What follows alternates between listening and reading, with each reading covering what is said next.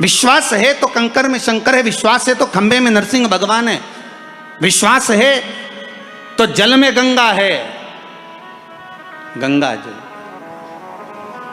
और विश्वास नहीं तो कोई नहीं। मानो तो मैं गंगा माऊं, ना मानो तो बहता पानी।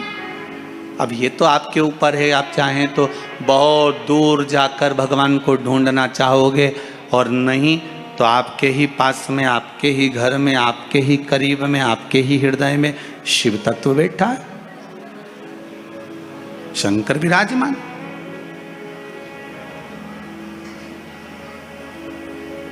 आप उसको ढूंढो। अब माता अहिल्याबाई की माता सुशीला शिंदे जी ने कहा गर्भ नहीं ठहरा है, बच्चे नहीं। श्री मनकोजी शिंदे ने कहा क्यों चिंता करती है, काय का टेंशन, काय की चिंता। मेरा उघड़दानी मेरा भोलेनाथ कभी खाली नहीं छोड़ता। सब शिव महापुराण की कथा कहती है, आप अगर विश्वास रखे हो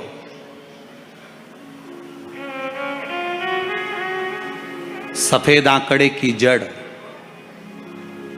जिस नारी का संतान नहीं हो, गर्भ नहीं ठहरा हो, सफेद आंकड़े की जड़, जिस देव अधिदेव महादेव की कथा जिस तुम्बरुका जी ने श्रवण कराई है, शंकर भगवान जिनके सामने बैठकर शिव पुराण की कथा सुन रहे हैं, उन तुमरुका जी का नाम लेकर शिवलिंग पे से 21 बार घुमाकर मंदिर में ही कमर पर 7वें दिन रजस्वला धर्म के जो बांध लेता है, और एक पीपल का पत्ता अवधूतेश्वर महादेव का नाम लेकर शंकर पर चढ़ाकर उसको गाय के दूध में उकाल कर रात्रि को दोनों पति पत्नी अगर पीकर सोते हैं, 3 महीने में भगवान भोलेनाथ उसकी गोद भर देते हैं। ये शिव तत्व। शंकर देता जरूर है। माता अंजना के यहां स्वयं शिव महापुराण की कथा कहती है, स्वयं शास्त्र वर्णन करता है, माता अंजना माता के गर्भ से संतान नहीं हुई। 42 वर्ष की माता अंजना हो गई थी, और 42 वर्ष की होने के बाद भी माता अंजना के गर्भ से संतान नहीं थी। जब संतान नहीं हुई तब बार बार निवेदन करा महाराज केसरी से, तब नहीं संतान हुई तब अपने पिता से जाकर निवेदन करा, पिताजी गौतम बाबा से निवेदन करती है माता अंजना कि मेरे गर्भ से संतान नहीं, मुझे औलाद नहीं, क्या करूं। तब गौतम बाबा ने कहा एक पार्थिव शिवलिंग का निर्माण करो, मिट्टी का शिवलिंग बनाओ, उसकी पूजन करो। और माता अंजना उस मिट्टी के शिवलिंग के पूजन में ऐसी लीन हो गई, ऐसी लीन हो गई कि मिट्टी का शिवलिंग का निर्माण करती, पूजन करती। एक बार देवाधिदेव महादेव ने कह दिया, जाओ पार्वती जरा जाकर पूछो कि अंजना को चाहिए क्या, अंजना माता को चाहिए क्या।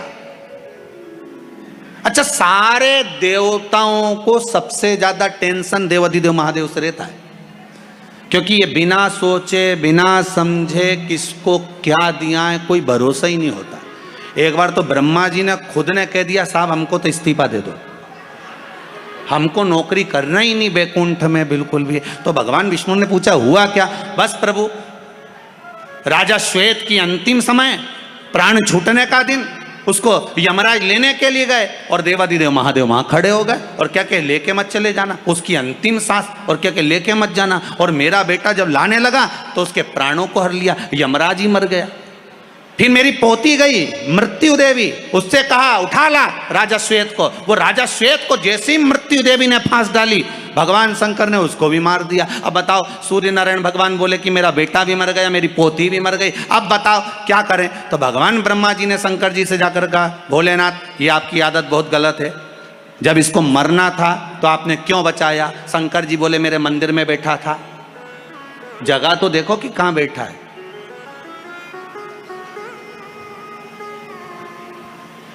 ब्रह्मा जी ने भगवान विष्णु से कहा हमको ये काम नहीं करना, आप तो हमारा इस्तीफा स्वीकार करो।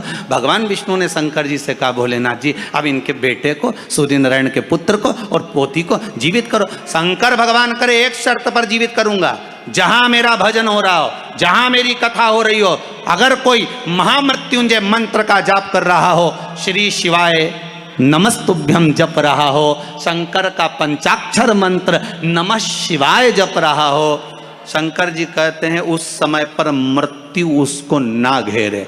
तो इतने में सूर्य नारायण भगवान कहते हैं शपथ लेता हूँ, संकल्प लेता हूँ, जहाँ आपका नाम होगा, अगर पृथ्वी पर कोई मरने का भी समय आ गया तो पहले आपसे पूछा जाएगा उठा ले।